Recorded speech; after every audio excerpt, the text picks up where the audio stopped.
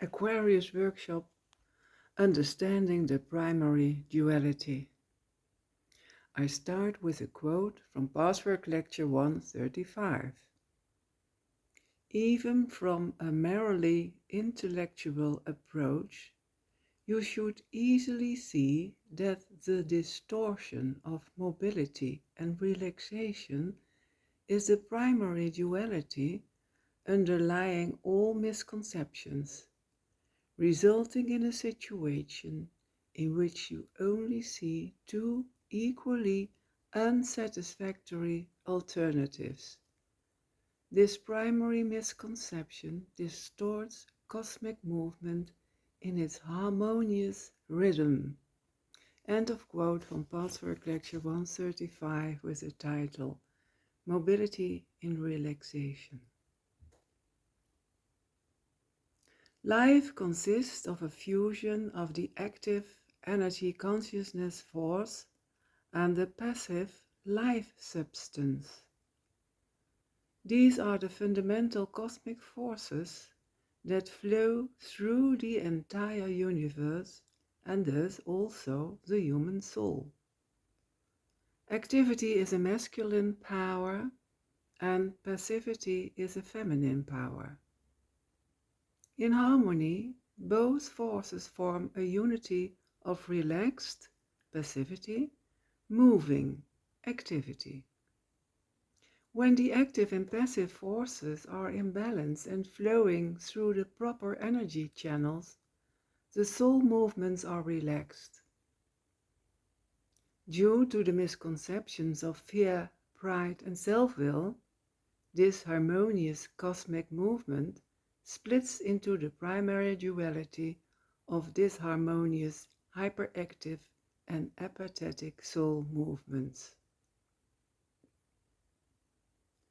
On the level of duality, active movement and passive relaxation seem to be opposites, and activity cannot give rest, and passivity cannot give strength.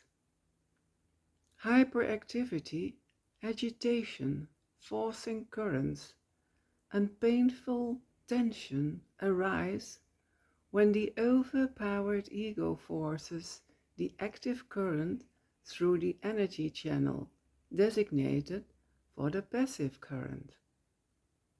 And when the passive force is used unhealthily by the weak ego and channeled through the active energy channel, apathy, immobility, helplessness, and lack of energy arise. Caught in this primary duality of hyperactivity and apathy, we experience relaxation as emotionless and stagnant passivity on the one hand, and movement as a cramped, greedy, and strenuous struggle on the other. Any truth that is distorted as a result of a misconception turns into untruth and splits into two incompatible opposites, in a duality with a proportionally hyperactive and apathetic aspect. For example, when love is distorted, love turns into lovelessness and splits into hyperactive hostility and apathetic fear. Or when, due to feelings of inferiority, we forcefully, hyperactively, demand recognition from others by impressing, then at the same time there is an helpless, apathetic attitude in which we do not take self-responsibility for an inner self-esteem. Confidence splits into hyperactive distrust and apathetic naivety. Humility into hyperactive pride and apathetic inferiority.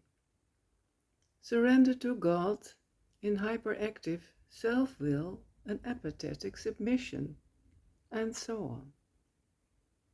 This inner conflict between movement and relaxation exists on a physical, mental, and emotional level. In this workshop, we will investigate with a loving curiosity the primary duality on the basis of 3 themes from the past work lectures. The first theme: the effect of the active and passive forces. There are 12 active and 12 passive fundamental forces at work throughout the universe, and therefore also in the human soul. Activity is a masculine power and passivity is a feminine power. In harmony, both forces form a unity of relaxed passivity, moving activity. These active and passive forces flow in the physical body through invisible energy channels. These channels are as invisible to the physical eye as the soul, the energy centers, the chakras, or the subtle bodies. Like everything in this realm of duality, active and passive forces can be applied in a healthy or an unhealthy way. The following quote stems from past work lecture 29 with the title The Forces of Activity and Passivity. When the active forces are used in the channels destined for the passive currents, there occurs a congestion, and the result is a frustration for the human being. On the other hand, if the passive forces replace the active ones, entering the channels where the active principle should work and flow freely, there will not be a congestion, but a standstill or a stagnation. Not only in general development, which, of course, the wrong use of the active forces bring about too, but a sluggishness in certain particular respects in the human soul that gradually affects the entire inner makeup of the person in question. End of quote from past work lecture 29. The second theme: observing your soul movements. To perceive the rhythm of movement and relaxation, we can listen to our inner being in meditation and tune into the deepest soul movements. As a result of absorbing our negative soul movements, we can notice the following dichotomy. Number 1. Numbness of feelings that make us stagnant, because not moving seems like a de-energized state that the soul longs for. And second, tense and struggled soul movements out of guilt. Recognizing this disruption of the active and passive forces on a physical, mental, and emotional level slowly restores the balance of the disturbed soul movements into relaxed movement. The following quote stems from past work lecture 135 with the title Mobility in Relaxation. The outer physical level follows suit automatically as the psychological imbalance is straightened out. This does not mean, however, that man cannot also help from outside in by cultivating and by learning from without the art of mobility in relaxation, rather than from cultivating immobility and stagnation or mobility and tension. By working at it from inside out and from outside in, the process must be speed up and the harmony established faster. End of quote from past work lecture 135. The last and third theme: effortless, relaxed movement unifies duality.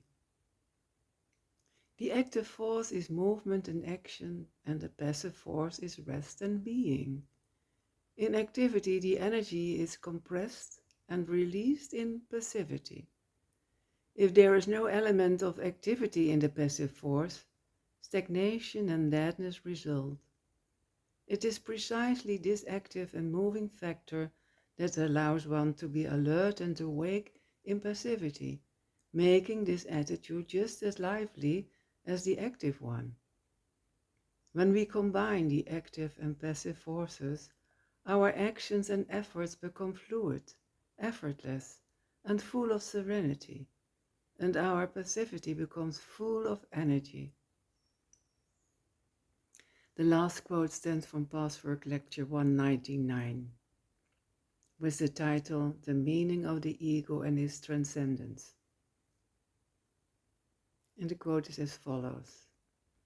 The stagnant state is really a manifestation of contraction, and contraction is by no means relaxing and restful, although it may seem so to the confused mind because of its immobility.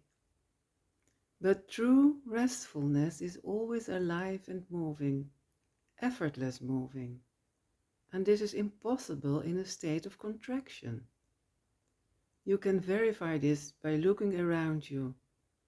The people who do least are always most tired, and the people who do most are always most energized, restful and relaxed, provided that their activity does not serve as an escape from the self. End of quote from Password Lecture 199. For more information you can read on my website. I wish you peace and all the best. Thank you.